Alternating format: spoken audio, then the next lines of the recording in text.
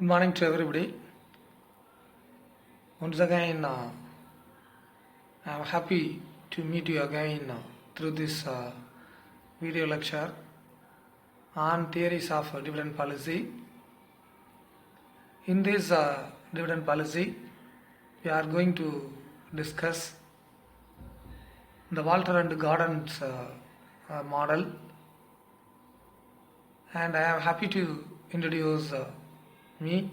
I am Dr. Selva Kumar, Head PG and Research Department of Commerce, Ainaraj Animal College, Sivagasi.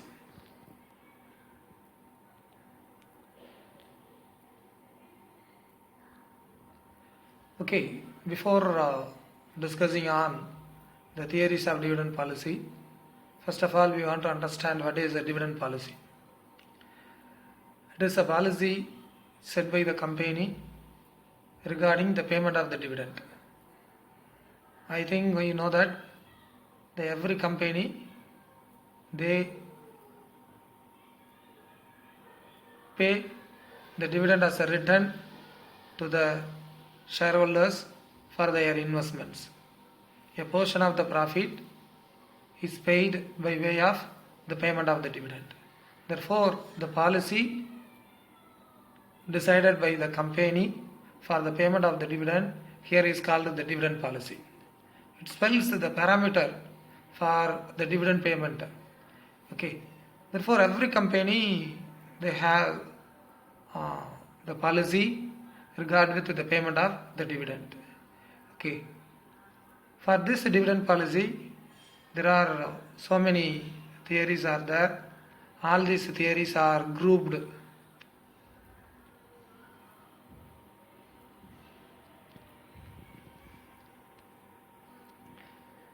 as the theories of the dividend policy. Okay. The dividend policy of an organization has close relationship among the cost of capital, return on investment and value of the firm. Okay. The dividend policy decides the portion of the payout. Okay. Yes, that is I already said that it decides what amount should be paid as a dividend from the profits. Okay. For the proper understanding, here the theories of dividend policy are classified into two categories. One is the relevance of the dividend and another one is irrelevance of the dividend. The irrelevance of dividend is suggested by Modigliani and Miller. They argue that the dividend policy is not at all influences the value of the firm. That is called as the irrelevance. The dividend policy irrelevance to the value of the firm. Okay. Then relevance of dividend. In relevance of the dividend, there are the two personalities. That is Walter and Gordons. They suggest the irrelevance concept of the dividend. According to their concepts, the dividend policy have close relationship with the value of the firm. Okay. Through this video lecture, we are going to discuss on the relevance of dividend that is suggested by the Walters and the Gordon model. Okay. This is what the irrelevance of the dividend. Okay. It is suggested by the Modigliani and Miller. Okay. The payout portion has no effect on the value of the firm. Okay. This is a concept. Okay. Where here we are going to discuss on the relevance of the dividend. According to this concept, the dividend policy is considered to affect the value of the firm. The dividend relevance implies that the shareholders prefer current dividend and there is no direct relationship between the dividend policy and the value of the firm. Okay. The relevance of the dividend concept is supported by the two eminent personalities such as Professor James E. Walter and Myron Gordons.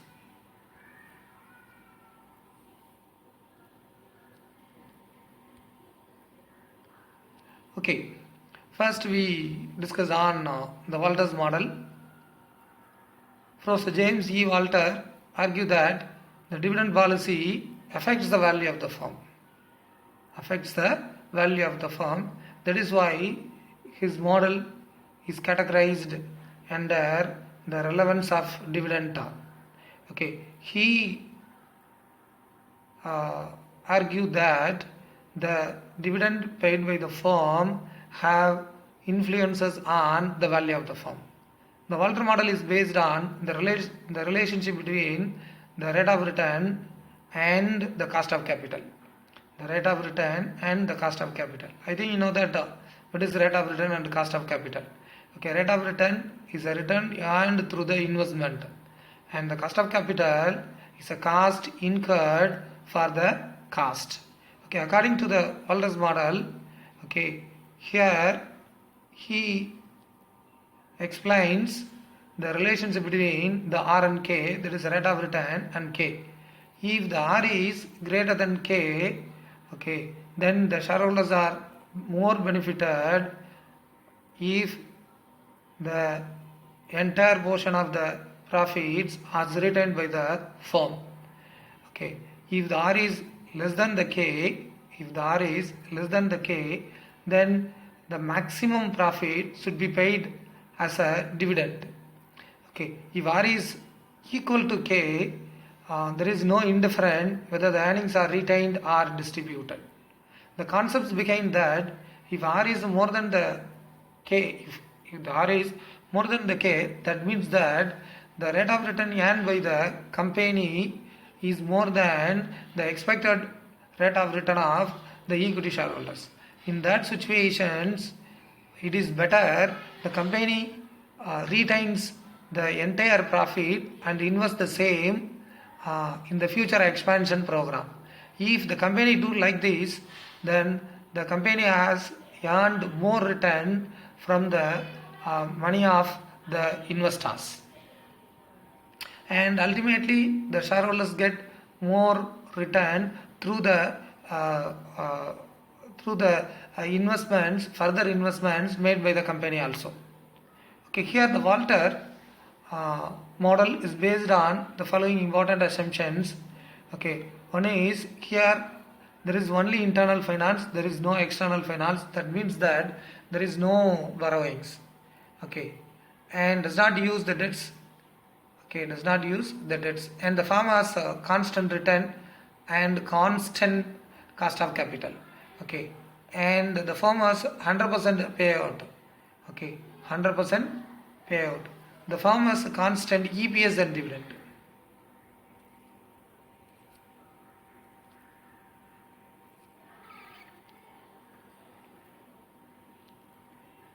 This is a mathematical representation of the Walters model. Okay, the Walter gives the mathematical formula, that is the P is equal to D divided by KE plus R divided by KE into E minus D divided by KE. Okay, here P is equal to market price of the shares, and D is equal to dividend per share, and R is equal to rate of return on firm's investments, and KE is equal to cost of equity, and E is equal to earning per share.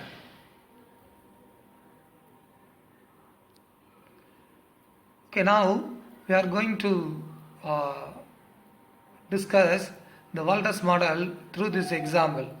Okay, the earning per share of a company is 8, and the rate of capitalization applicable to the company is 10%. The company has before it an option of adopting a payout ratio of 25% or 50% or 75%. Using Walters formula of dividend payout, compute the market value of the company shares if the productivity of retained earnings is 15%, 10% and 5%. Here we have 3 payout ratios, that is the 3 options of following the dividend policy, and the 3 rate of retained earnings, that is the 3 percentages of productivity of retained earnings, that is called as rate of return. Therefore, totally here we would calculate the value of the firm for the 9 situations, that is 25% payout ratio with 15% return, the 15% rate of return, 25% payout ratio with the 10% rate of return, 25% payout ratio with the 5% rate of return. Likewise, for the 50% payout ratio, we have 3 rate of returns, and 75% payout ratio, we have 3 rate of returns. Therefore, totally we have the 9 situations to find the value of the firm. Okay. We already discussed the formula for the Walters model, that is equal to P is equal to D plus R divided by KE into E minus D whole divided by KE.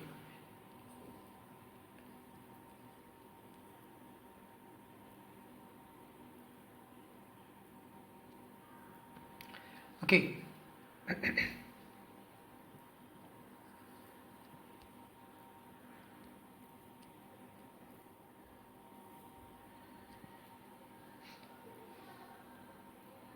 Okay, here we have 3 rate of return, that is 15%, 10% and 5%, and 3 payout ratios, 25%, 50% and 75%.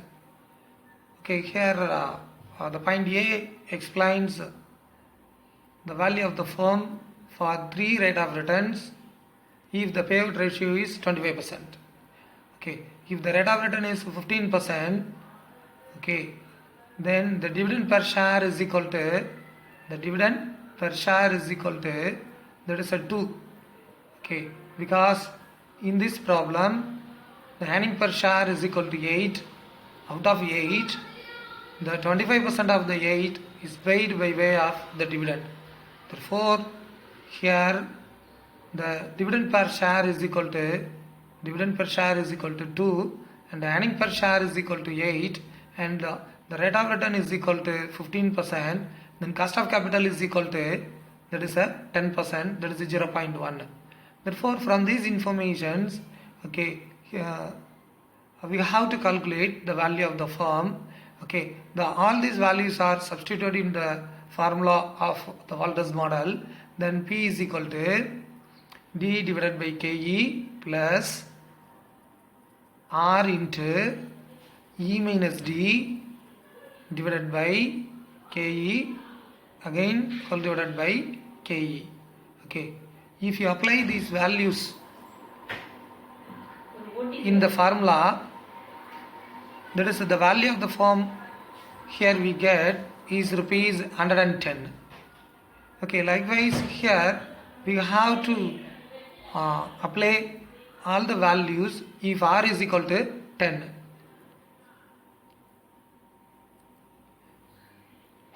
This is what the second method, this is what the answer for if R is equal to 10.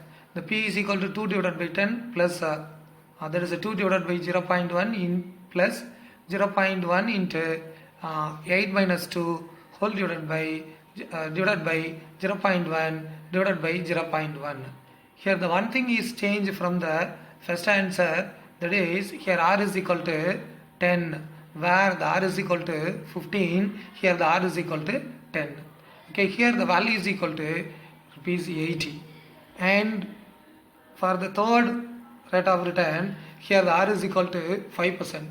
Instead of applying 15 and 10, here we have taken the 5% as a R. That is a 5% divided by 100, that is equal to 0.05. Okay, instead of applying 10 or 15 in the place of R, here we can use the 5%, that is 0.05. Here the value is equal to 50. Here the value of the share is equal to the 50. Okay, from the entire 3 situations,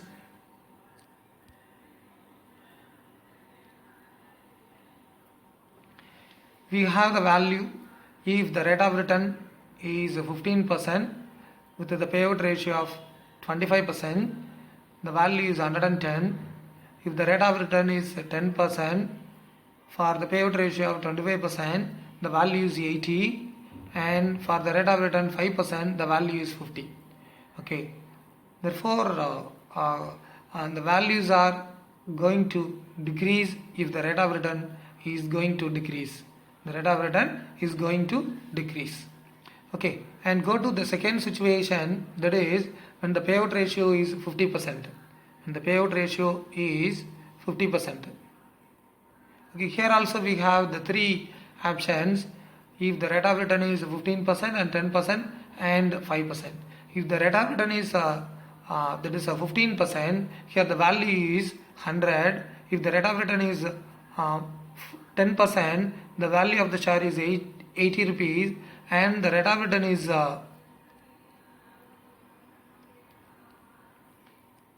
5%, the value of the share is 60 rupees. Here also the values are decreasing. The values are decreasing if the rate of return is reduced. Then for the 75% payout ratio, here the value of the share is 90 if the value if the rate of return is 15% and the value is 80, the rate of return is 10% and the value is 70 if the rate of return is 5%. Okay, this is what the Walter suggests, that among these nine situations, the value of the firm is highest in the first situation, that is the rate of return is 50%, the rate of return is 50% and the payout is 25%, which indicates that if the rate of return is 15%, which is more than the cost of capital, because here the cost of capital is 10%. Okay, if R is 15% and K is equal to 10%, that means that R is greater than the K. If R is greater than the K, then Walter model suggests that the maximum amount of the profit should be retained. Okay, therefore here the 25% of the payout, that means that the 75% of the retention, gives the more value to the firm.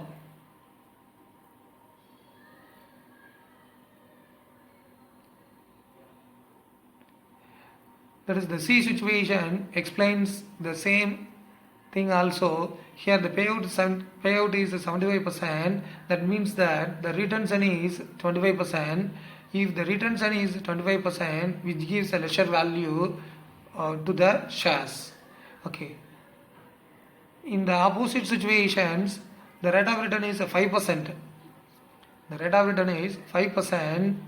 Okay. The value of the share is 50% if the company retains more. Because here R is lesser than the K. If R is lesser than the K, the Walter model suggests that the maximum portion of the profit should be distributed as the dividend. Okay, under that concept, if the company retains more profit, it leads to lesser value of the equity shares. That was explicit in that situation. If the payout is 25%, the value will be 50. If the payout is 50%, the value will be 60. If the payout is 75%, the value will be the 70. Okay, this is what the Walter's model explains. Therefore, through that Walter model, okay, here we can understand that the relationship between the R and KE. Okay, if R is greater than the KE, the company should retain the maximum portion of the profit. If the KE is greater than the R, the company should pay out as a dividend as a maximum portion of the profit. This is what the Walter suggests for the dividend policy. I think that example is more explanatory. Okay, then we can go with this is what one more examples.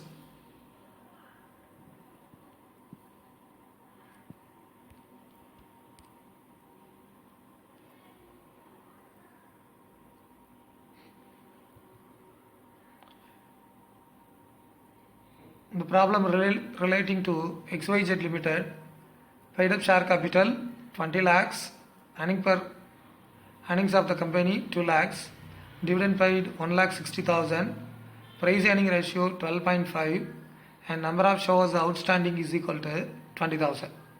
Number of shares outstanding is equal to 20,000. Okay, here you are required to find out whether the company's dividend payout ratio is optimum using Walter model. Okay, Walter model, by applying the Walter model, here we have to find out whether the company follows the optimum dividend payout ratio. Okay, here you know that the formula for the Walter model. Okay, for that here we need the required data. Okay, that is dividend per share, internal rate of return, that is R, and E and KE. Okay, but in the problem here we are given a limited informations. The earnings of the company is that is a 2 lakh. The dividend paid is 1,60,000. Okay, then the price earning ratio is equal to 12.5. The number of shares outstanding is equal to 20,000. The paid of equity capital is 20 lakhs. Therefore, the no information required for applying the Walter model is given in your problem. Therefore, here we have to calculate all these details from the given informations.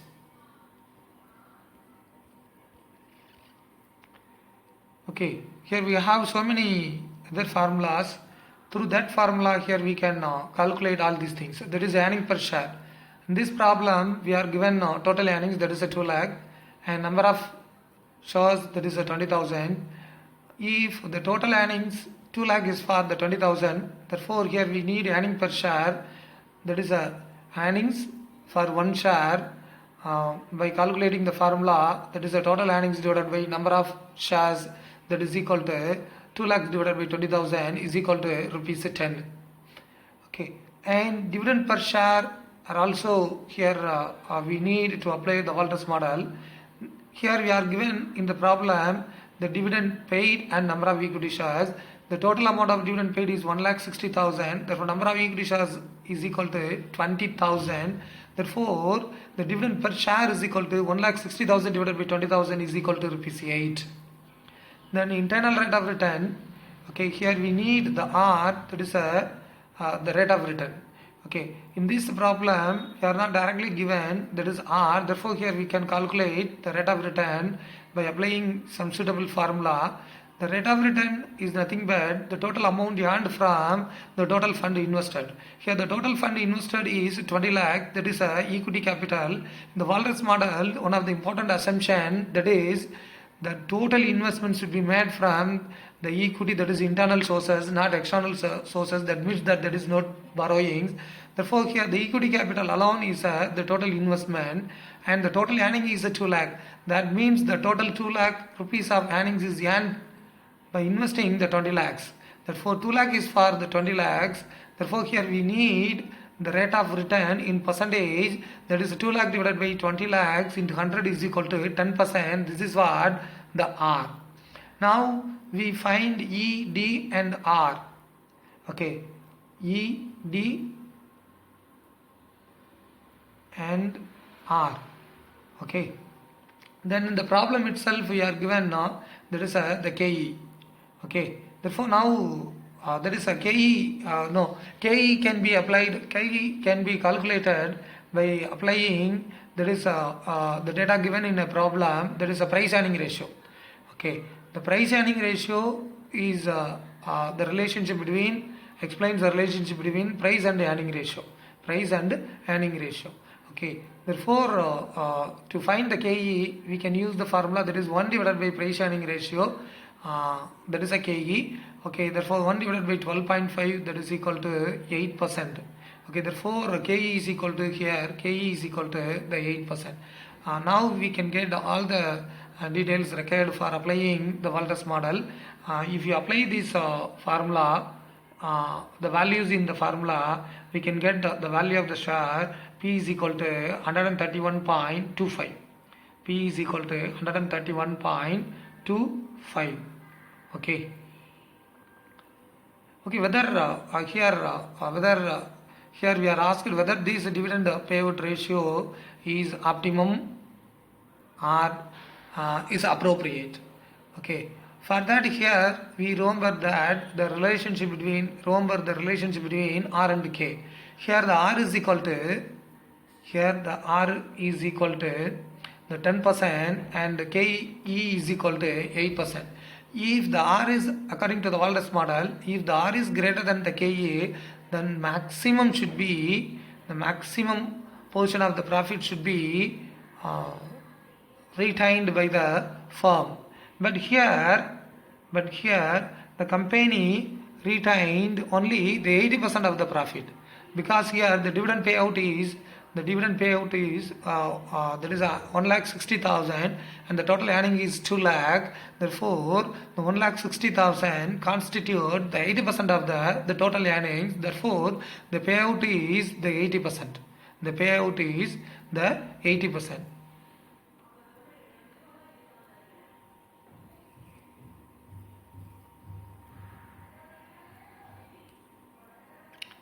In this problem, we want to suggest whether the company follows the optimum payout ratio. Okay, here R is 10%, K is 8%. In that situation, the maximum portion should be retained by the company, but here the company is not retained the maximum portion of the profit. If the company retains the maximum portion of the profit retained, then the value of the company is 156.25. 156.25. Therefore, the company at present not following the optimum dividend payout ratio. Okay. Now you can understand what is Walters model and what suggests the Walter. Okay. Now you are having a capacity to criticize the Walters model. Okay. The assumptions of the Walters model itself criticize the reasons for the criticize the model. Here there is no external finance. Practically it is not possible, and the constant rate, okay, for the particular period, it is also not practically applicable. And the Walter model is based on the constant cost of capital. It is also not applicable in a real life of the business. These are all some practical reasons to criticize that model, and otherwise this is better to apply if the assumptions are applicable. Okay, next we are going to discuss on there is a Gordon's model. Okay, the Gordon suggests one of the popular model which assumes that dividend policy of the firm affects its value. Okay, the Gordon frames this model based on the following assumptions. Okay, these assumptions are also the same as followed by suggested by the Walter. All are equity, no external finance, cost of capital and rate of returns are constant, perpetual life, no taxes, and constant relation ratios. That is, the growth ratios are constant. Okay.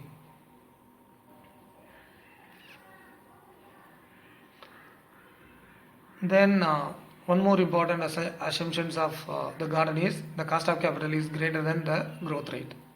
The cost of capital is greater than the growth rate, that is, KE is equal to BR. And the growth rate is equal to BR. G is equal to BR. Here B is equal to retention ratio. Then R is equal to rate of return. Therefore, B and R is equal to G, that is a growth rate. Okay. Here the Gordon framed this model on the assumption that K is equal to BR. K is equal to the BR. Okay. Here he suggests that the mathematical formula, that is a P is equal to E into 1 minus B divided by KE minus BR, where P is equal to price of a share and E is equal to earning per share, then B is equal to retention ratio and K is equal to capitalization rate. Okay, for your easy understanding, E into 1 minus B is equal to dividend per share. E is equal to earnings into 1 minus B is equal to payout ratio. the earnings into payout ratio is equal to dividend per share, and BR is equal to growth rate, we already discussed. Then 1 minus B is equal to, that is a payout ratio. Okay, therefore the formula may be written as P is equal to D divided by kg. This is a simplified mode of the formula suggested by the Gordon. Then the implications of the Gordon model. Okay, the Gordon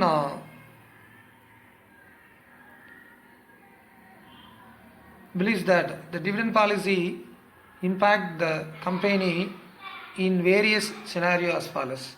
Okay, the Gordon grouped the firms according to its R and K. Okay, that is here he explains the relationship between R and K by way of grouping the firm. If the R, the internal rate of return, is greater than the cost of capital, then the firm categorized as the growth firm. If the R is equal to the K, then the firm is called as the normal firm. And if the R is less than the K, then the firm is called as the declining firm. Okay, by categorizing the firm, he simply explains the relationship between R and K. What the Gordon suggests that if the firm is growth, the maximum of profit should be retained for the benefit of the shareholders. If the cost of capital is less than the R, it means that the company has a capacity to earn more return than the equity shareholders. Okay, and that relationship, if the R is greater than K, the maximum of the profit should be retained and invested in the expansion program. That leads to greater return, greater opportunity profit to the equity shareholders.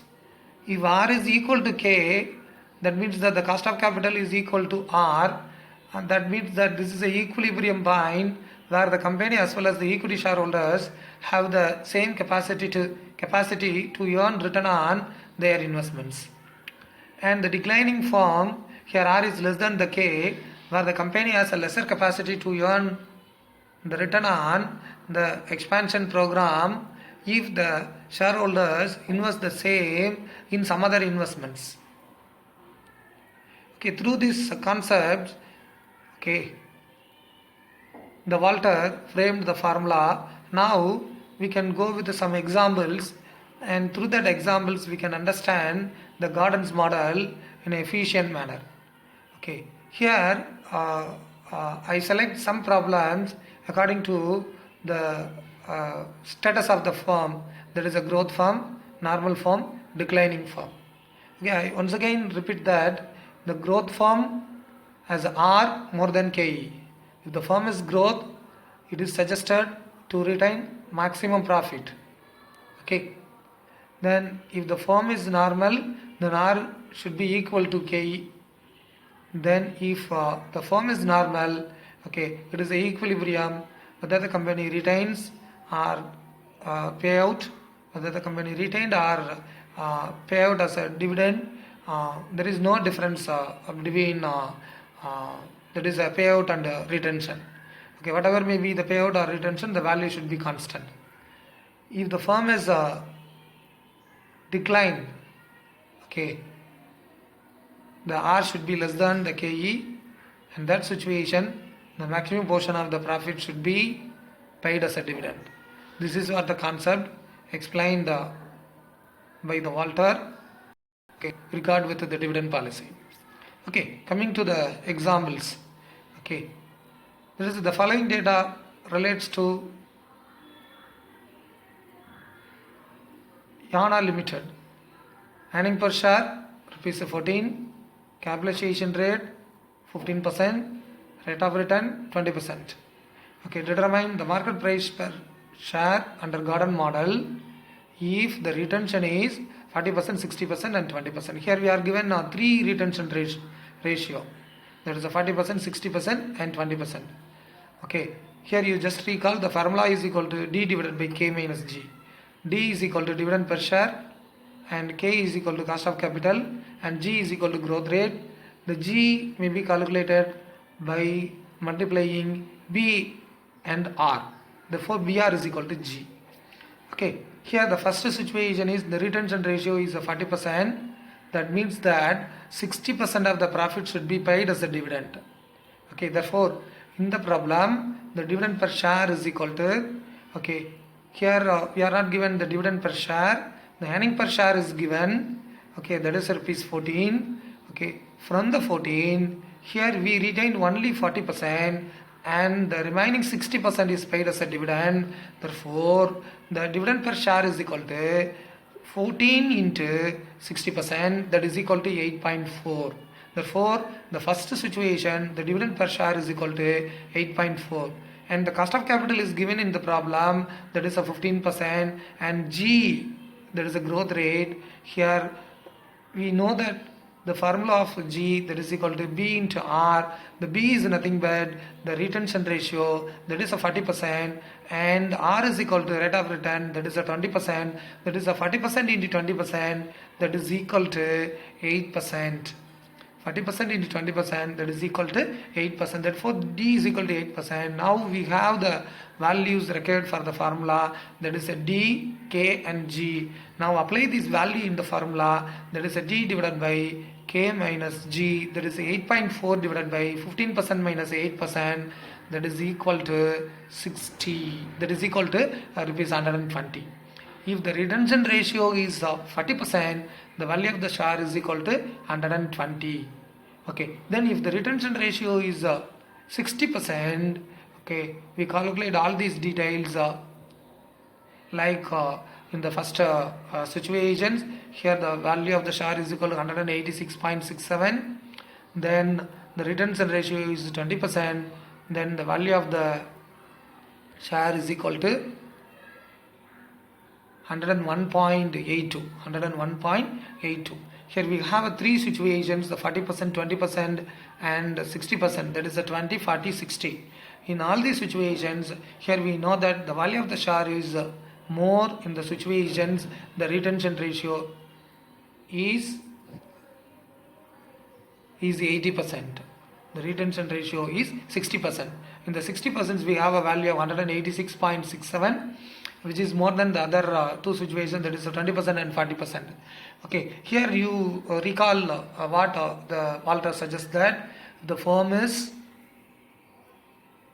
that is a growth firm. If the firm is the growth firm, then company retain the more profit. Okay, here we should find whether the firm is growth or normal or decline. Okay, here for that, here we need R and K. Here R is equal to 20%, then K is equal to just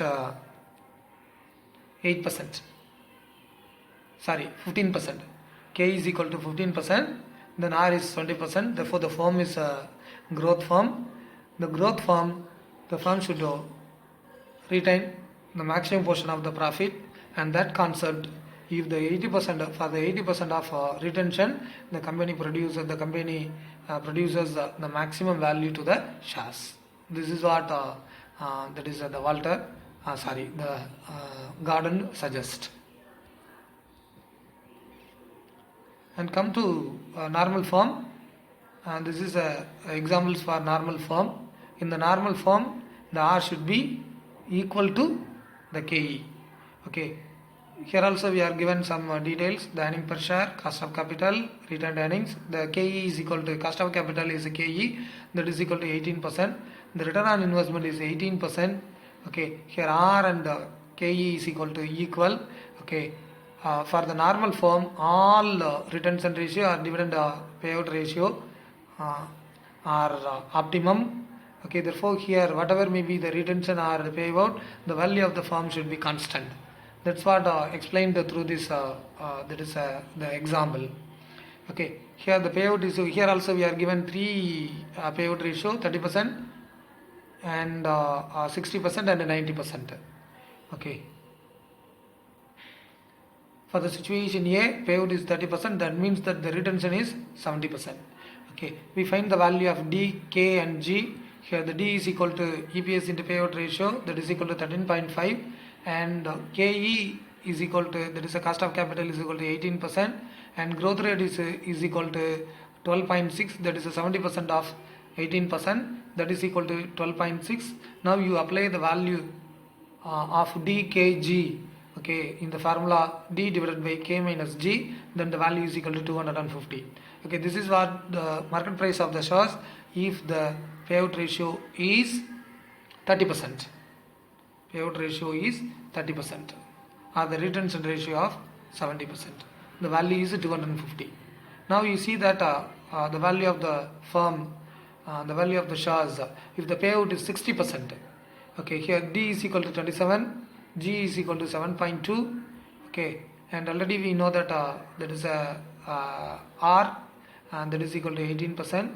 Okay, now you apply these values in the formula, that is a D divided by K minus G. Here 27 divided by 18 minus 2.7, that is equal to the 25 rupees. Here for the payout ratio of 60% also we are getting the same value, that is 25%. For 30% payout ratio, here we get 250 rupees. 60% payout ratio we get that is the same value of 250. And for the payout ratio of 90%, also here we are getting the same value of 250 to the share. Okay, here the D is equal to 40.5, the G is equal to 1.8. Therefore, the market price of the share is equal to 40.5 divided by 18 minus 18 minus 1.8, that is equal to 250. Okay, therefore from these illustrations we can understand that okay, for the normal form, that is the payout ratio or the retention is not at all influencing the value of the firm. Whatever may be payout or whatever may be the retention produces the same market value for the equity shares. And coming to the next examples which relates to the declining firm, okay, if the firm is called as the declining, that means that its R is less than the KE. R is less than the KE. Okay, here earns a profit 35 rupees 35 per share.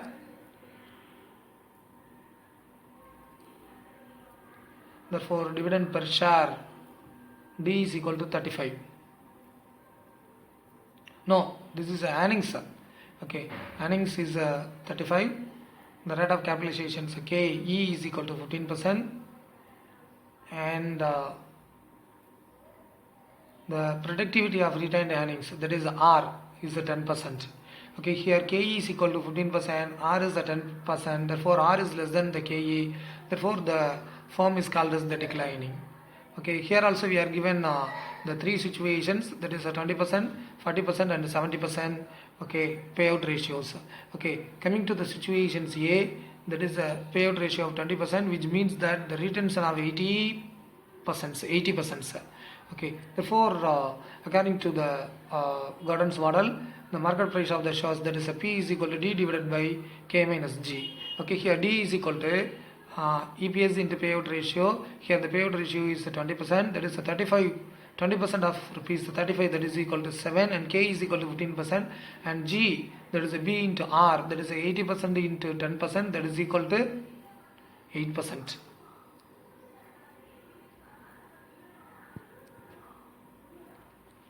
Therefore, the market price of the shares is equal to 7 divided by 15 minus 8, that is equal to 7 divided by 7%, that is equal to 100. Okay, if the payout is 20%, the value of the share is rupees 100. Okay, and go to the second situations. Payout is 40%, that means that retention ratio is equal to 60%, then we find the dividend per share is 14 and growth rate is 6. Okay, from these values we find the formula, that is 14 divided by 15% minus 6%, that is equal to rupees 155.56. okay, this is what the market price for the firm if the retention ratio, if the payout ratio is 40%. And for the payout ratio is 70%, the value is equal to 204 rupees 204.17. okay, for the normal firm, the Walter suggests that the maximum should be, this firm is declining firm. For the declining firm, the Walter suggests that the maximum of profit should be paid as a dividend. Therefore, if the company follows the 70% payout ratio, which produces the maximum return to the equity shareholders. Okay, if company follows 100%, definitely it gets the value of the shares more than 204.17. Therefore, for the declining firm, the 100% payout ratio produces the maximum value to the equity shareholders. Okay, this is what the one more illustrations.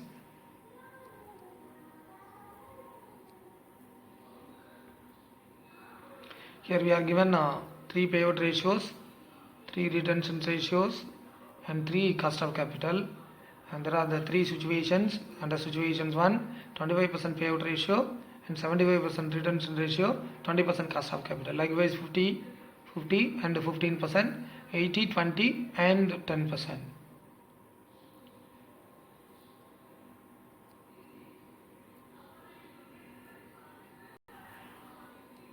You just see that this situation of payout ratio is 25%, retention ratio of 75%, cost of capital is equal to 20%. Okay, here you apply the formula. Okay, the value is equal to 136.36. And coming to the situation 2, payout 50%, retention 50%, cost of capital 15. Here the value is 333.33.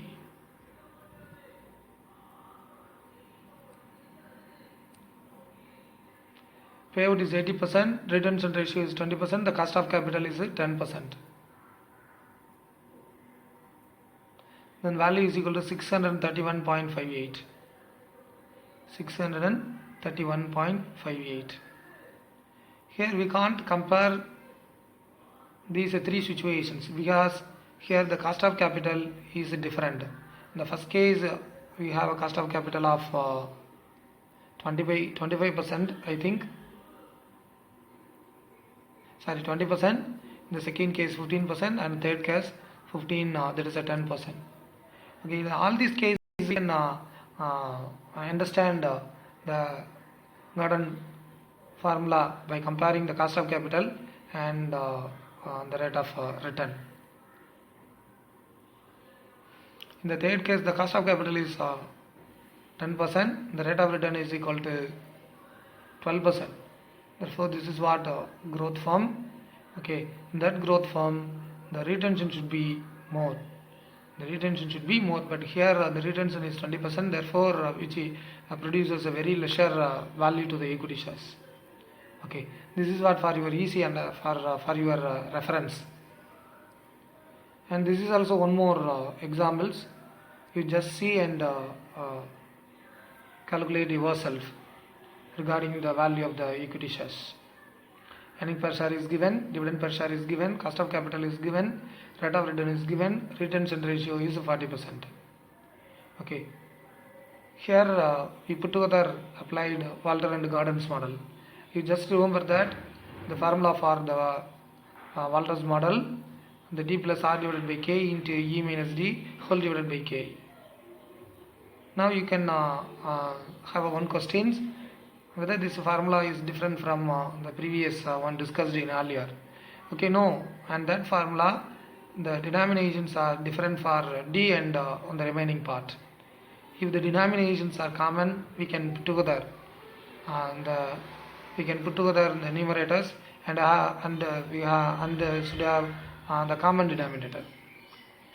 Okay, through that we can calculate the value of the firm for the shares. If the Walter model is applied, the value is 540 rupees 540.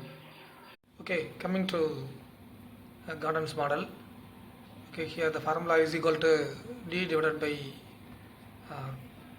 K minus G. Here D is equal to 45, K is equal to cost of capital, that is 15%, and growth rate is equal to, that is 40% into 18%, that is equal to 7.2%. Therefore, the market price per share is equal to 576.92. Okay, this is the market price under Gordon model. The market price under Walter model is equal to 540. The both personalities suggest that is the dividend policy have influences on the market price of the shares. That is why their models are called as relevance of dividend. Okay, I think this video lecture is very useful to you. Okay, for the better understanding of the theories of the dividend policy, and more particularly on the relevance of the dividend suggested by the Walter and the Gordons. Okay, coming to there is the criticism. Okay, there is the assumptions here are more criticized by many people. Here the assumptions of the Gordons are no debt in the firm. This is not practically applicable. And there is the K and R are constant. It is not a constant in real practice. And no tax. This is also not practically applicable. Okay. And for this preparations of video lectures, I especially thank that is the people who made and released these Awakesome resources for free. One is Slide Carnival and X Recorder and YouTube. And thanks all the listeners for your patient listening. I hope this video content is somewhat useful to you for your better understanding the concept of the theories of dividend policy. Okay, see you till meet again with some other content. You can find me for your queries through my email ID, that is professorsilvakumar@gmail.com. Thank you once again. Thank you to all.